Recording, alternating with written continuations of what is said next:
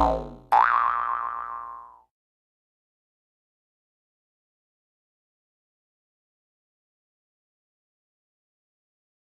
right, this is Salvador Serrano with SocialTechPop, and I'm here with one of the lucky winners. You got your picture up there. I hope I'll get your autograph a little bit later.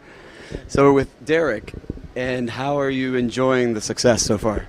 Oh, it's been great for business. A lot of people have been contacting me who want to work with us or who have a referral for us, that kind of thing. It's been a great, good thing for business thus far, and I've been getting a lot of congratulations from the attendees here, and it's been, a very enjoyable event so far. Well, from one fellow Californian to another, congratulations. For a young audience who are not here and are striving entrepreneurs, probably starving entrepreneurs, tell us a little bit about your experience and how these peaks and valleys and help them understand that there is light at the end of the tunnel. Yeah, well, the first thing about starting a business is to expect change and be able to adapt and, roll with things as they happen.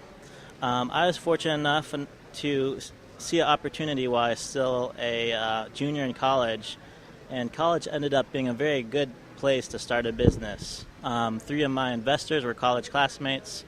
I was in my major was business, and my business professors hooked me up with some of their contacts, that kind of thing.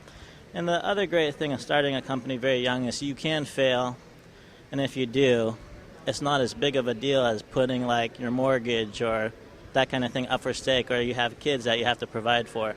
So, I definitely think that starting young is a great thing and a good time to start a business, and was well worth it for me. In terms of starting the company, it was very opportunistic. I was working for a real estate company, and we were building some homes, and one of the subcontractors brought the technology to my attention, and I didn't invent the technology, but what I did see was the prototype, and I thought it had a lot of potential, and so I wrote a business plan to get it market ready and commercialize it, raised the money, and launched the company. So raising the money was fairly tough as a college student just because you don't have a track record. But what I did is I wrote a business plan, as most people have to do, and I just started circulating it among people I knew. And I asked, who do you know who could read this? And I didn't care whether they had money or they were investors. I just wanted people to read it. And I kept on rippling outward and outward until I had, hit enough people to raise the money I needed to launch the company. Was there ever a moment, though, when you were circulating this business plan that you were ever concerned with someone who already might have the money to actually take the technology and run with it? Mm-hmm. Well, with anybody who's trying to raise money and who has an idea, you take the necessary precautions. So we had a, non-disclosure agreement ready, and that'd be the first thing. I had a teaser, a little 2-page document that really didn't tell them too much, but said, here's this great opportunity.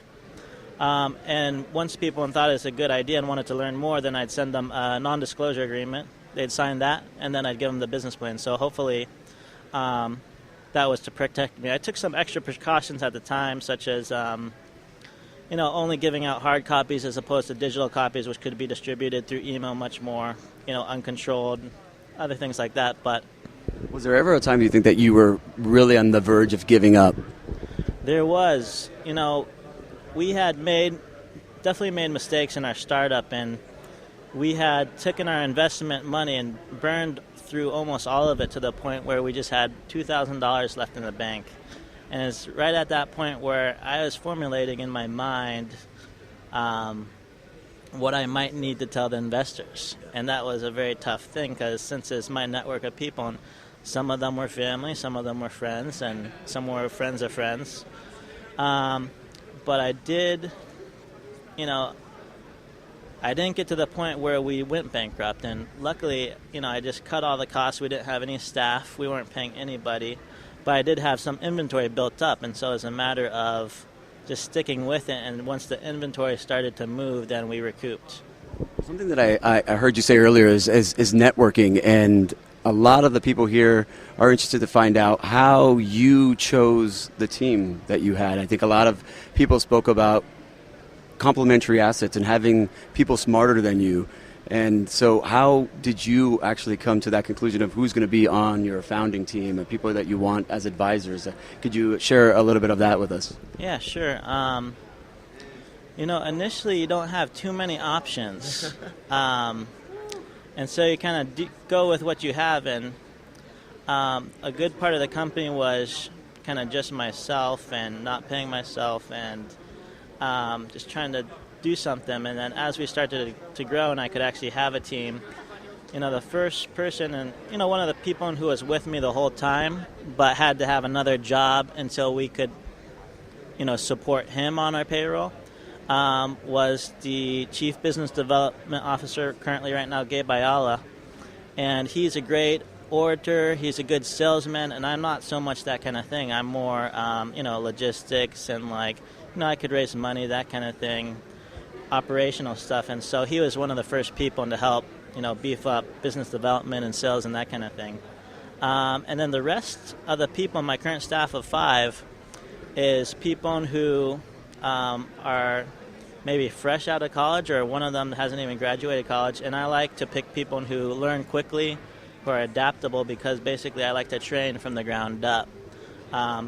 After we start to get more momentum, we'll probably get some more professional people. But right now, I like to, start with someone who's just quick to learn and open to, new things. Absolutely. The 3 winners today all shared one vision collectively that I subscribe to, and I really want to hear from yourself is doing the good for society, developing products with that end in mind, right, of something that you're going to be doing for the good of society, for the community, for the world as a whole.